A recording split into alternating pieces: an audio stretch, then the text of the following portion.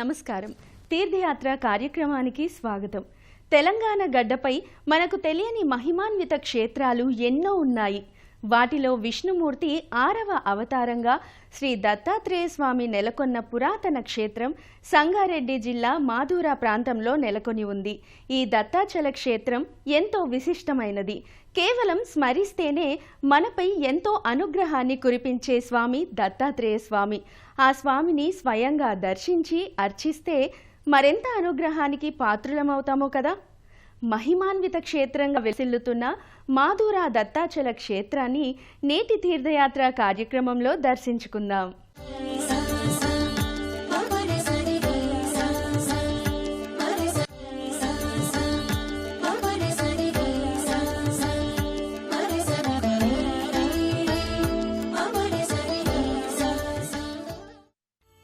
గురు పరంపరకే తలమానికమైన గురుదేవుడు శ్రీ దత్తాత్రేయ స్వామి త్రిమూర్తుల వరప్రసాదంగా అత్రి మహర్షి అనసూయాదేవిల సుపుత్రుడిగా జన్మించిన స్వామి ఈ దత్తాత్రేయ స్వామి. బ్రహ్మ విష్ణు మహేశ్వరుల ముగ్గురి అంశలు కలగలిసిన స్వరూపం శ్రీ దత్త అవతార విశేషం. దిగంబర దిగంబర శ్రీపాద వల్లభ దిగంబర అని భక్తులు వేనోళ్ల కీర్తించుకునే గురుదైవం కదా ఈ దత్తాత్రేయుల వారు. ఆ స్వామి నిండైన విగ్రహ రూపాన బ్రహ్మ విష్ణు మహేశ్వరులు ముగ్గురిని ఏక సమయంలో దర్శించుకుంటున్నామా అన్నంత వైభవోపేతంగా కానవస్తారు. కర్ణాటకలోని గాణగాపూర్ క్షేత్ర ఆలయంలో దత్తాత్రేయుని పాదుకల్ని మాత్రమే దర్శించుకుంటాం.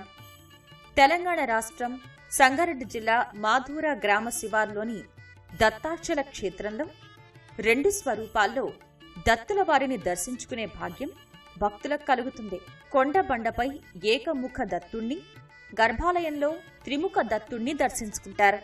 అనేక యజ్ఞాది హోమాలతో పలు దేవతల ఉపమందిరాలతో ఈ దత్తాచల క్షేత్రం అలరారుతోంది.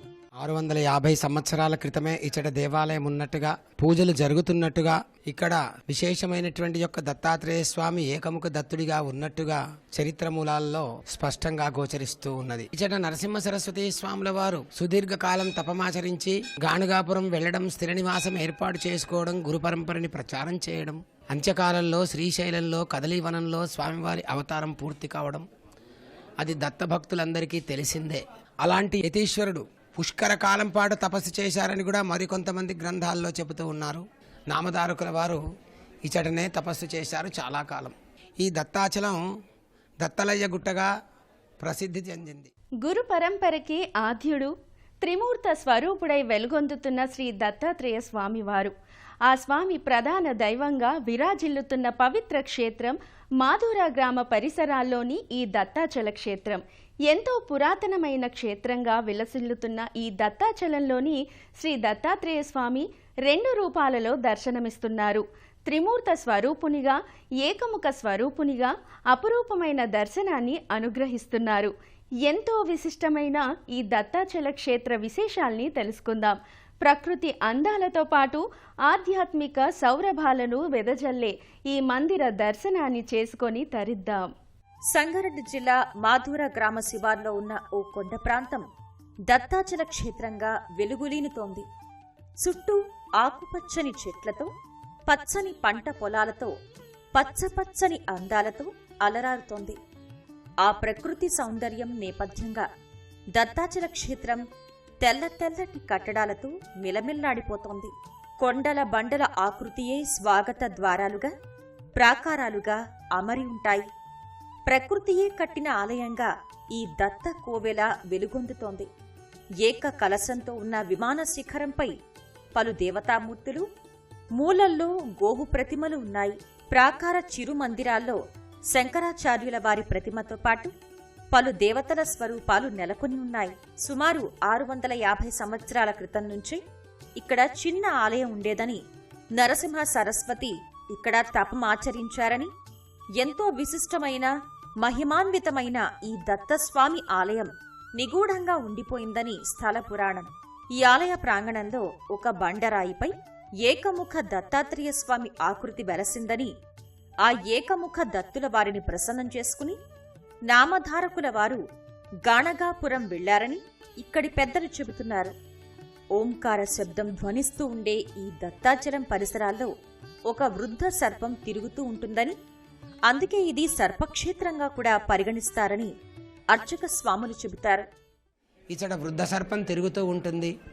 ఆ రాహుపూర్వకమైనటువంటి యొక్క దోషాలు కానీ, కాలసర్ప దోషాలు కానీ, సంతానమూలక దోషాలు కానీ ఈ క్షేత్రాన్ని దర్శిస్తే అవి క్షణకాలంలో మాయమవుతాయి. చాలామంది అందుకోసమే వస్తారు. మరోచోట స్వామివారి పాదాలు పూజలందుకుంటూ ఉంటాయి. ఈ ఆలయ ప్రశస్తిని ప్రకటిస్తున్నట్లుగా ఎత్తుగా ఓ దారు ధ్వజస్తంభం ఆలయ గర్భాలయానికి ఎదురుగా ఉంది. గర్భగృహానికి ముందు విశాలమైన ముఖ మండపం పలు స్తంభాలతో కూడి ఉంటుంది. ఆ స్తంభాలపై వ్యాళ జంతువులు, భారవాహుల ప్రతిమలుంటాయి. ఆలయ గోడలపై పలు విష్ణావతార మూర్తుల చిత్తరువులు ఉంటాయి. ఈ ఆలయ ప్రాంగణంలో పలువురు దేవతల ఉపమందిరాలున్నాయి. దత్తస్వామిని దర్శించి అర్చించిన భక్తులు సర్పదేవతలను, పవిత్ర వృక్షాలను, ముడుపుల చెట్టుని సందర్శించుకుంటారు.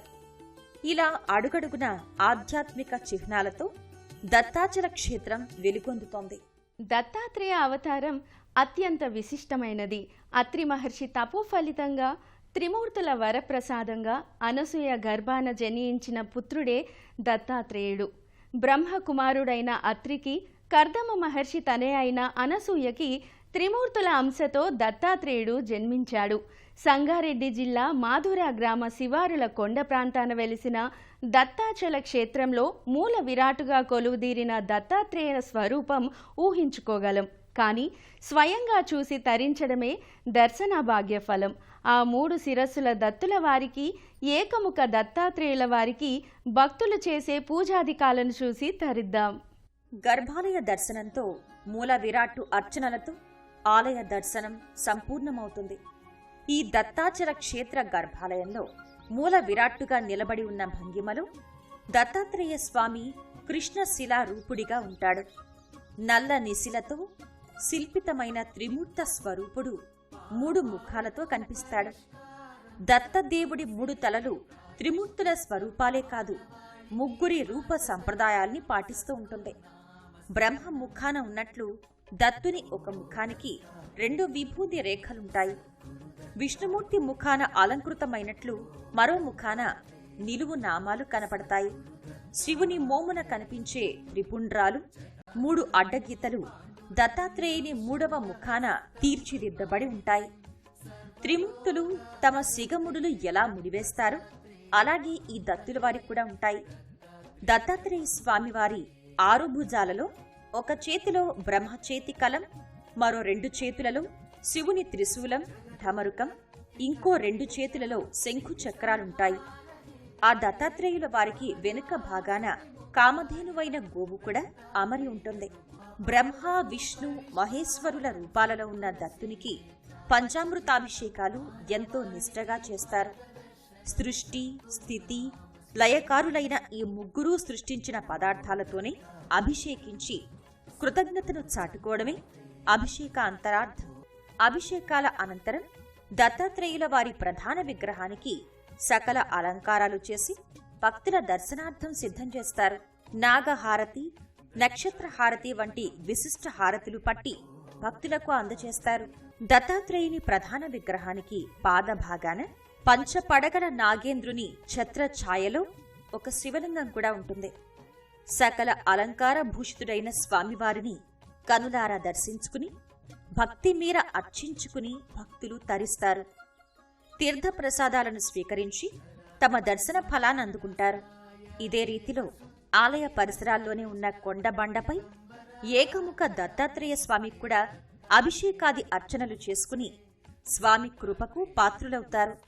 ఆ ఏకముఖ దత్తాత్రేయుని చెంతనే ఉన్న విఘ్నేశ్వర స్వామికి కూడా పూజలు చేయించుకుంటారు. ముఖ మండపంలో ఉన్న భక్తులంతా భక్తిగా ఈ అభిషేకాలను, అనంతరం జరిగే పూజలను చూసి ఓం శ్రీ దత్తాత్రేయ నమః అని స్మరించుకుంటారు. దత్తాత్రేయుల వారిని శ్రీ దత్తశరణం మమ అనుకుంటూ దిగంబర దిగంబర అని జపిస్తూ కొలుచుకుంటారు. ఆ దత్తాత్రేయుని కోవెల ఎక్కడ ఉన్నా అది గురుపీఠంలా బాసిల్లుతుంది. ఇదే దత్తాచల క్షేత్రం పరమశివుణ్ణి, గణపతిని, నాగదేవతలను కూడా దర్శించి అర్చించుకునే సావకాశాన్ని ఇస్తుంది. భక్తులు తమ దోషాలను పోగొట్టుకోవడానికి అవసరమయ్యే పూజలను చేయిస్తారు, పరిహారాలను పాటిస్తారు. దత్తాత్రేయ స్వామి కొలువైన గర్భాలయ దర్శనం, అర్చనం తర్వాత భక్తులు ఇదే ఆవరణలో ఉన్న ఇతర దేవీ దేవతలను దర్శించుకోవడానికి వెళ్తారు. శివపార్వతుల తనయుడు, సకల గణాలకు అధిపతి అయిన విఘ్నేశ్వరునికి పలు విధాలుగా భక్తులు పూజలు చేస్తారు. ఆలయ బహిర్ ఆవరణలో ఒక వేదికపై భక్తులు తమ జాతకపర దోషాలకు పరిహారంగా ప్రతిష్ఠించిన జంట నాగ శిలాప్రతిమలుంటాయి. వాటికి ప్రదక్షిణాది నమస్కారాలు చేస్తారు. తమ కోర్కెలను నెరవేర్చమని దత్తునికి విన్నవించుకుంటూ కొబ్బరికాయ ముడుపులు అక్కడే ఉన్న ఓ పవిత్ర వృక్షానికి కడతారు.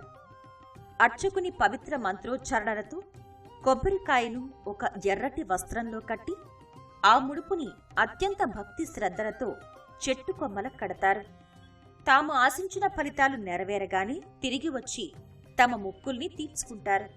ఈ ఆలయ మంటపంలో తమ జీవితాలలో నెలకొన్న వివిధ సమస్యలకు కారణమైన దోషాలను తొలగించుకోవడానికి పలు హోమాలు ఇక్కడ నిర్వహిస్తారు.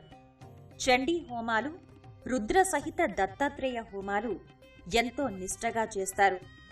గురు పౌర్ణమికి ఈ ఆలయంలో విశేష పూజలు, ప్రత్యేక కార్యక్రమాలతో ఈ ఆలయం కోలాహలంగా మారిపోతుంది. హోమాలు, ప్రత్యేక అర్చనలు, గురు పూజలతో కళకళలాడుతూ ఉంటుంది. త్రిముఖ, ఏకముఖ దత్తాత్రేయుల వారి దర్శన భాగ్యం లభించే ఈ ఆలయం ఎంతో మహిమాన్వితమైన ఆలయంగా, మరెంతో శక్తివంతమైన క్షేత్రంగా దత్తాచల క్షేత్రం పరిడవిల్లుతోంది. దర్శించి అర్చించుకున్న వారు మళ్లీ మళ్లీ రావాలని, తమకు పునర్దర్శన భాగ్యం కలుగుతూనే ఉండాలని మనసారా కోరుకుంటూ తీర్థయాత్రికులు పదే పదే స్వామిని ప్రార్థిస్తారు. శ్రీ దత్త శరణం మమ అనుకుంటూ తమ ప్రాంతాలకు తిరిగి వెళతారు. హైందవ సంప్రదాయంలో విలక్షణ అర్చన రీతులున్నాయి. పూజ, స్తోత్రం, మంత్రజపం, కవచం, పంజర స్తోత్రం, దత్తహృదయం, సహస్రనామం, ఇలా ఎన్నో ఉపాసనా తీరులున్నాయి. అవన్నీ దత్తానుగ్రహానికి తోడ్పడతాయి. ఆ దత్తాత్రేయుని చల్లని ఆశీర్వచనాలు అందరికీ దక్కాలని కోరుకుందాం. శ్రీ దత్తాత్రేయుల వారి మందిర దర్శనం జన్మ జన్మలకు గుర్తుండిపోతుంది.